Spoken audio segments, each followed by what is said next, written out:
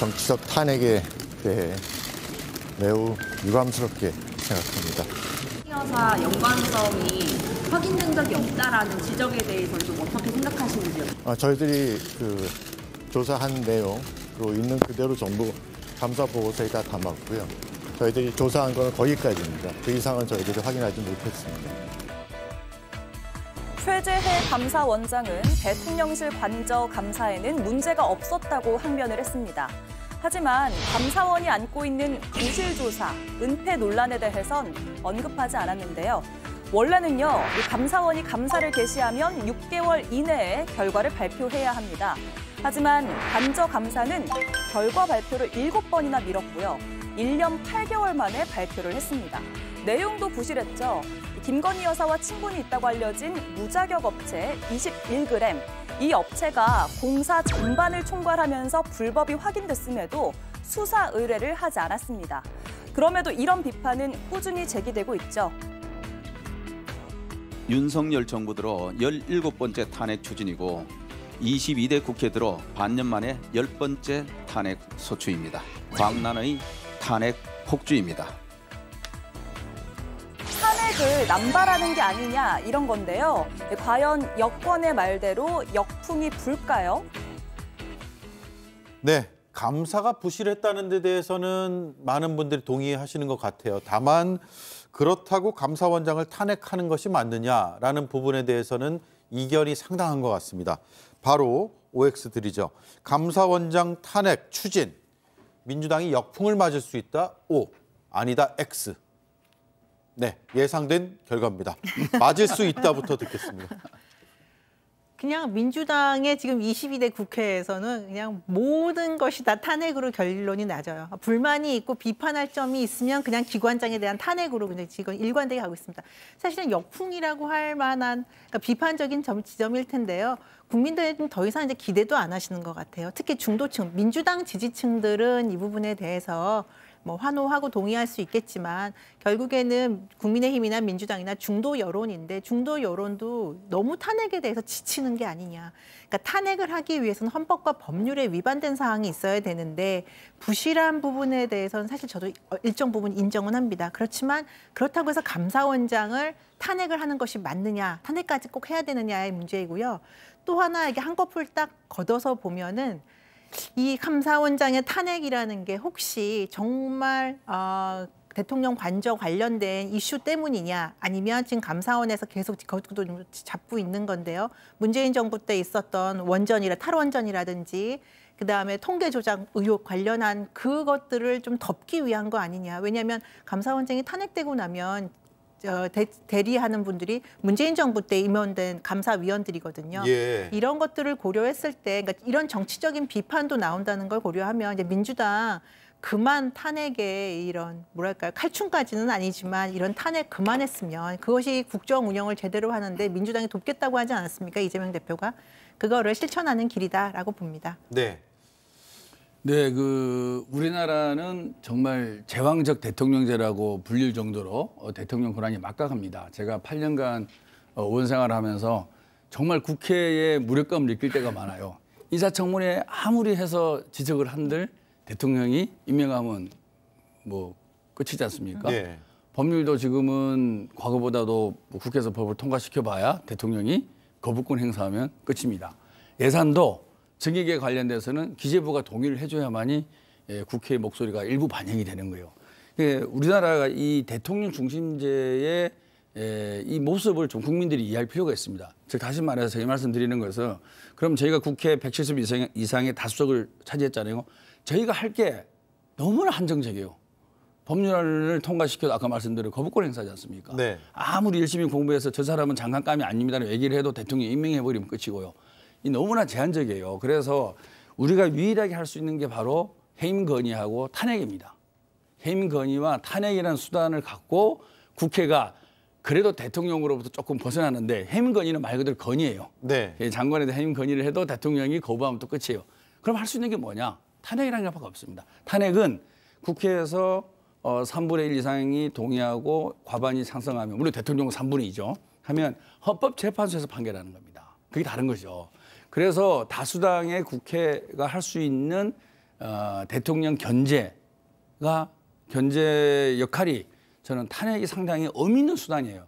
근데 그 자체가 이제 우리가 박근혜 대통령 탄핵이라는 트라우마가 일부 있는 거죠. 그래서 부정적으로도 많이 이해되는 측면이 있는데 사실은 대통령 중심제 국가에서 국회에게 주어지는 임명직 공무원에 대한 견제 역할을 탄핵이라는 수단을 통해서 하는 거죠. 네. 그리고 지금 이제 검찰의 어떤 무도한 기소, 그다음에 기소 편의주의를 남용하는 문제들, 그리고 과거에 어떤 이런 검찰의 흑역사가 많이 있지 않습니까?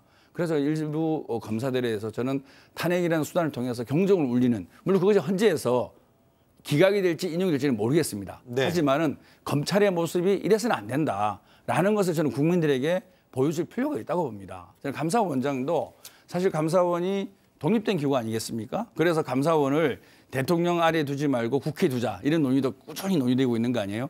근데 사실은 최재해 감사원장이 그동안에 원장으로서 했던 일은 정치에 과도하게 개입했다는 얘기는 분명히 있습니다. 그리고 정권이 바뀌자마자 문재인 정부 때 했던 정책 의사결정, 그런 정책 의사결정까지 감사 대상으로 삼아서 많은 공무원들을 힘들게 했죠. 그래서 어떤 사람들은 정말 윤석열 정부 바보다 이런 얘기도 했어요. 왜냐하면 공무원들이 열심히 일해야지 국정과제가 이행이 되는데 네. 그 들어서자마자 과거 정부에 일했던 공무원들을 이제 감사를 하니 누가 윤석열 정부를 위해서 일하겠냐 이런 또 얘기가 나오지 않습니까? 그래서 저는 탄핵이라는 것이 갖고 있는 정서적 저는 불편함이 있다고 봅니다. 하지만 대한민국 헌법 체제 하에서 국회가 대통령이 임명한 사람을 견제할 수 있는 유일한 수단이다.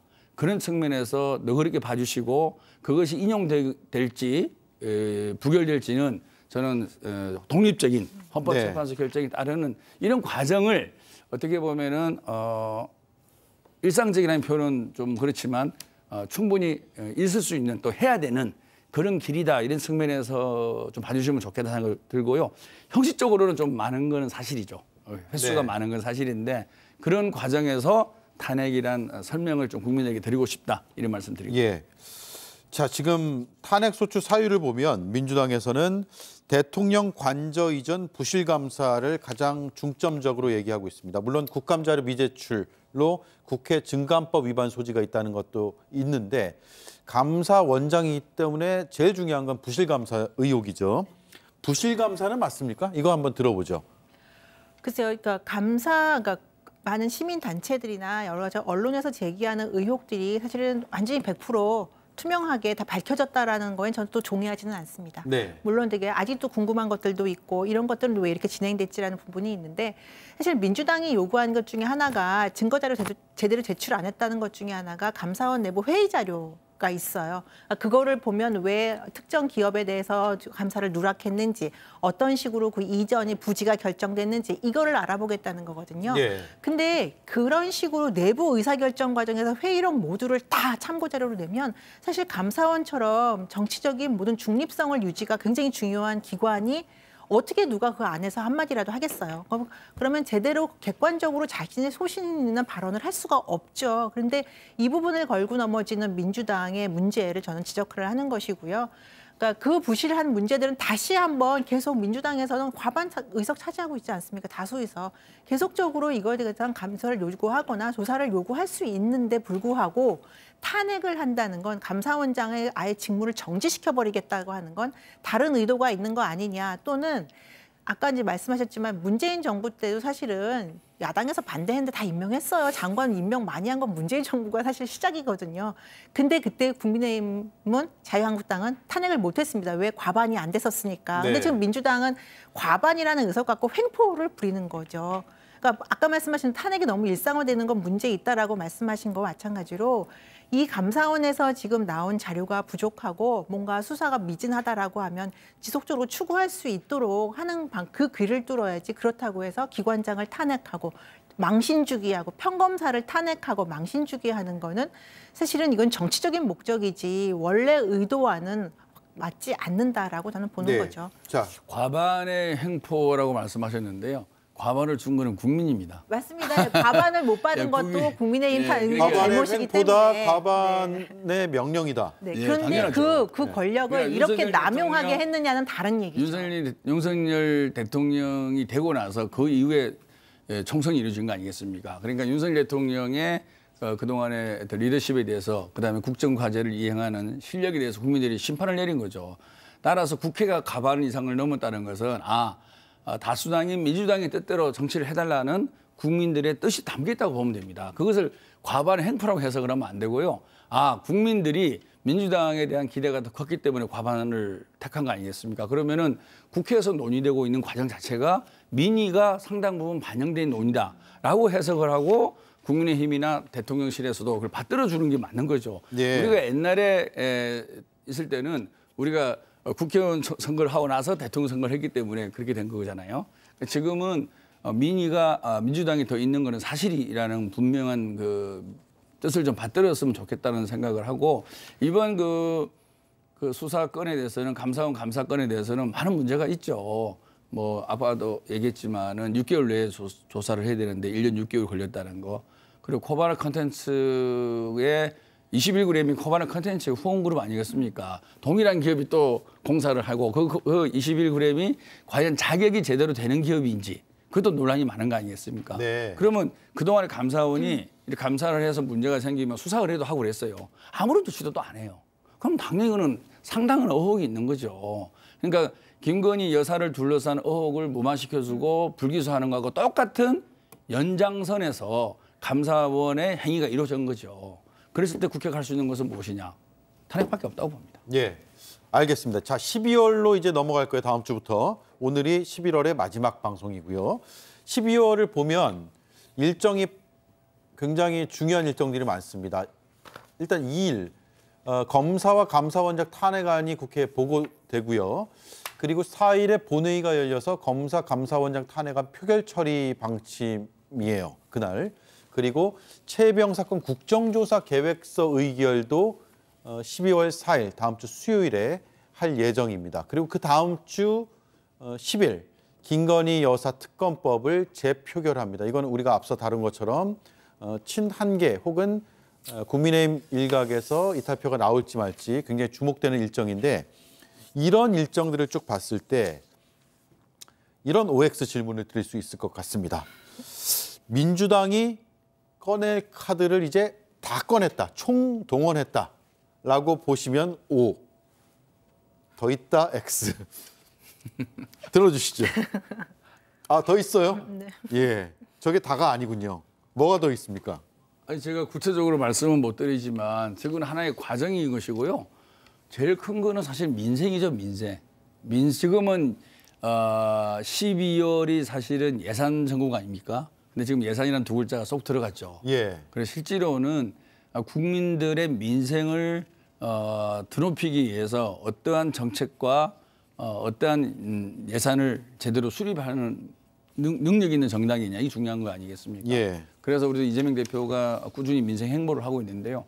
아마 저희 민주당에서는 12월에 민생 관련된 정책과 이슈를 많이 꺼낼 겁니다. 예. 네, 그런데 지금 이 부분은 민주주의의 기본 틀의 문제이기 때문에 저희들이 계속적으로 특검과 그다음에 특조 그다음에 여러 가지를 주장을 하는 거지만 예.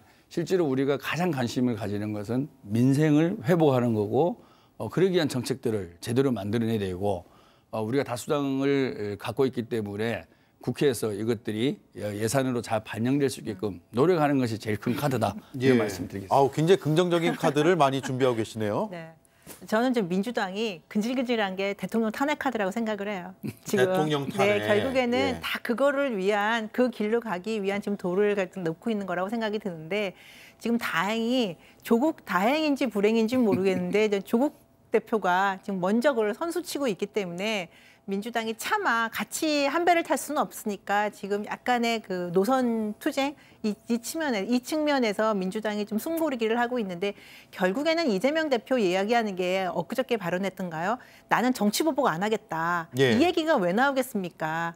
그래서 이 모든 것들은 민주당이 결국에는 대통령 탄핵으로 가는 길에 지금 다 길을 닦고 있는 거다라고 보여지고요. 근데 그렇게 가면 안 되겠죠, 당연히. 그렇게 네. 가면 안 되기 때문에 김병욱 의원님 말씀처럼 12월은 민주당이 제발 민생, 그래서 국민의힘과 같이 네. 민생으로 해서 이게 좀 떨어진 주식시장도 좀 다시 올리고요. 예, 경기 회복도 좀 됐으면 좋겠습니다. 네. 자, 말씀 꺼내셨으니까 그게 궁금해졌어요. 시간은 많지 않고 한 30초 정도. 나는 정치 보복하지 않겠다라는 것이 어떤 의미입니까? 저는 100% 믿습니다. 아니요. 그 여부를 떠나서 지금 예. 의미. 그러니까 이제 직권을 전제로 해서 나는 안 하겠다인 것인지 나한테 더 이상 하지 말라라는 것인지. 두 의미 같이 있죠. 아, 같이 있나요? 네, 예. 저는 이재명 대표가 집권하면 진짜 정치 보복 안 할 거라고 생각합니다. 예. 그거는 100% 믿어주십시오. 네. 근데 이재명 대표가 자꾸 이 지금 사법 리스크 등 갖고 정치 보복이라고 하시는데 사실 이재명 대표 관련한 많은 문제들은 민주당 내 당내 경선에서 나온 이야기들이에요. 그러고 인해서 고발 고소가 이어졌고 지금 재판을 받고 네, 있는 당내 건데 경선에서 그거를 나온- 많은 것들을 국민의힘한테 정치 예. 보복한다라고 하면 알겠습니다. 네. 자, 그러면은 정치 보복 안 한다고 하셨으니까 이렇게 질문을 마지막으로 드릴게요. 이건 한 20초만 드릴게요.